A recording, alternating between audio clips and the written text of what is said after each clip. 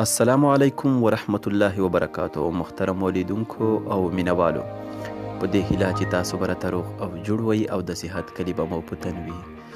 دا دی نن بیا حاضر شوی یم چې ستاسو په چوپړ کې یوه نوي او په زړه پورې ویډیو چمتو کړم.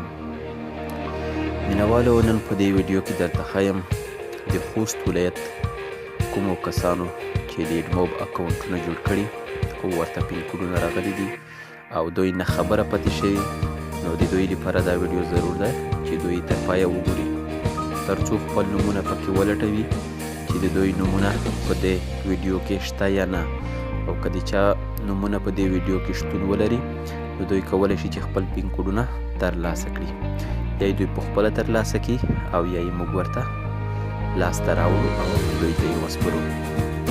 نو مینوالو، زه درته دغه کسان یادوم او تاسو ته تصویرونه وړاندې کوم، نو تاسو خپل نومونه په دې ویډیو کې ولټوئ او وګورئ تر څو خپل ځانونه پکې پیدا کړئ او خپل د ایډموب اکاونټ رجسټر او یا ویریفای کړئ. نو مینوالو، لومړی راځو 2501 دا یې د پوسټل کوډ شمیره ده، محمد رسول شمل پیرا، پته یې ده چمی مارکیټ، دکان نمبر 14.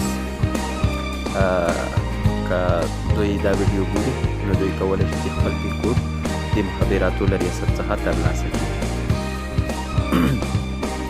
او دوهم نوم دی سلم خان چې 2501 یې پوسټل کوډ نمبر دی او پته یې ده خوست لینکن زده کړې سنټر.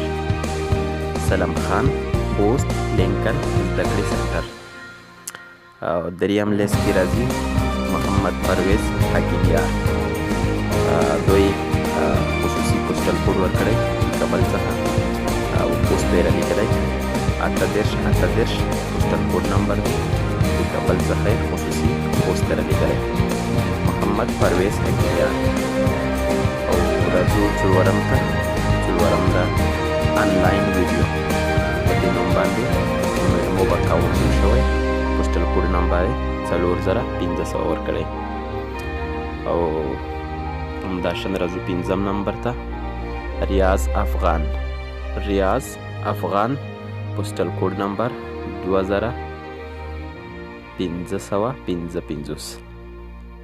ریاض افغان 2555 پوسټل کوډ نمبر دی.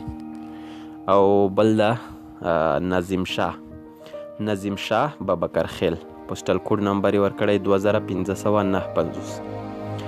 نو دوی هم کولی شي چې خپل پوسټل کوډ بلکې خپل ویریفای پین کوډ له مخابراتو ریاست څخه ترلاسه کړي. او بل دی کمل خان 2501 یې پوسټل کوډ نمبر دی، ترنی سینکي کلی. کمل خان 2501 ترنی سینکي کلی. او همداشان بل نوم دی شاهدین ارمانی، د کابل او د خوست عمومي سړک او د سپین جومات ترڅنګ دکان نمبر 4 چې دوی هم 2501 دا نمبر ورکړی و. نو دوی هم کولی شي چې خپل پین کوډ له مخابراتو ریاست څخه راواخلي. نو مینوالو، که چیرې مو ویډیو خوښه شوې وي نو ضروري در سره لایک او شیر کړئ تر څو نور مینوال هم دا ویډیو وګوري او ښه کسان خپل ځانونه پکې وویني او دوی بیا خپل اکاونټونه ویریفای کړي او له دې ستونزې څخه ځان خلاص کړي. نو دا ویډیو څومره تاسو شیر کړئ او عمره بیا خلکو ته فایده رسېږي. نو که چیرې مو زموږ ویډیو شیر کړه نو له تاسو به پوره مهرباني وي او ستاسو به پوره وړی. نو دا چې زه بیا حاضرېږم تر هغې مو په پاک رب سپارم.